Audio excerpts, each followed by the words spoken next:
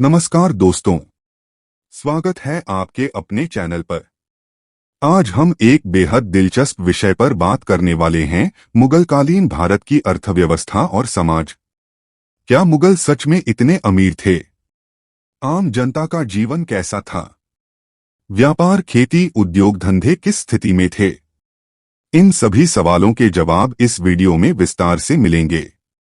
तो बने रहिए हमारे साथ, और अगर आपको हमारा कंटेंट पसंद आए तो लाइक, शेयर और सब्सक्राइब जरूर करें। मुगल साम्राज्य दुनिया की सबसे समृद्ध अर्थव्यवस्थाओं में से एक था। 17वीं सदी में यह वैश्विक जीडीपी का लगभग 24% योगदान देता था। कृषि इसकी रीढ़ थी। लगभग 80% जनता खेती पर निर्भर थी। प्रमुख फसलें चावल, गेहूं, ज्वार, दालें और कपास। मुगल शासन में जमीन की माप और कर वसूली के लिए टोडरमल की ज़ब्ती प्रणाली लागू की गई थी, जिससे राजस्व संग्रह व्यवस्थित हुआ। मुगल भारत व्यापार और उद्योग का एक महत्वपूर्ण केंद्र था। कपड़ा उद्योग बहुत बड़ा था। मसूलीपट्टनम, सूरत, बंगाल और लाहौर जैसे शहर अंतर्राष्ट्रीय व्यापार के हब थे। भारत से मलमल, सिल्क, सूती कपड़े, इंडिगो, नीला, मसाले, हाथी दांत जैसी चीजें निर्यात होती थीं। भारत में विदेशी व्यापारी भी आते थे। डच, अंग्रेज, पुर्तगाली और फ्रेंच व्यापारी यहां से सामान खरीदते थे। सिक्का प्रणाली मजबूत थी। सोने चांदी के मोहर, रुपया और दाम प्रचलित थे। अब सवाल उठता है कि आम लोगों की जिंदगी कैसी थी? समाज मुख्य रूप से ग्रामीण था, जहां ज्यादातर लोग किसान थे। किसान अपनी उपज का एक बड़ा हिस्सा कर के रूप में देते थे, जिससे कभी कभी वे आर्थिक संकट में आ जाते थे। दस्तकार, कारीगर, बुनकर और व्यापारी भी समाज का अहम हिस्सा थे। ऊंच नीच और जाति व्यवस्था समाज में बनी हुई थी।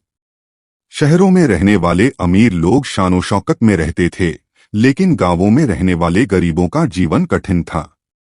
अब सवाल उठता है, क्या मुगलों की दौलत इतनी ज्यादा थी? हाँ, मुगल सम्राटों के पास अकूत धन संपत्ति थी। शाहजहां के समय भारत का व्यापारिक संतुलन सकारात्मक था, मतलब भारत से ज्यादा निर्यात होता था और बाहर से सोना चांदी आता था। मुगल दरबार बेहद भव्य होता था। ताजमहल, लाल किला, मोती मस्जिद जैसी इमारतें इसकी गवाही देती हैं। लेकिन सत्ता के केंद्रीकरण के कारण धन केवल अमीरों तक सीमित रह गया था और आम जनता को ज्यादा फायदा नहीं मिला। मुगलकालीन भारत अर्थव्यवस्था के मामले में एक समृद्ध देश था, लेकिन यह धन मुगल दरबार और व्यापारियों तक ही सीमित था। आम जनता को कई बार भारी करों और शोषण का सामना करना पड़ता था।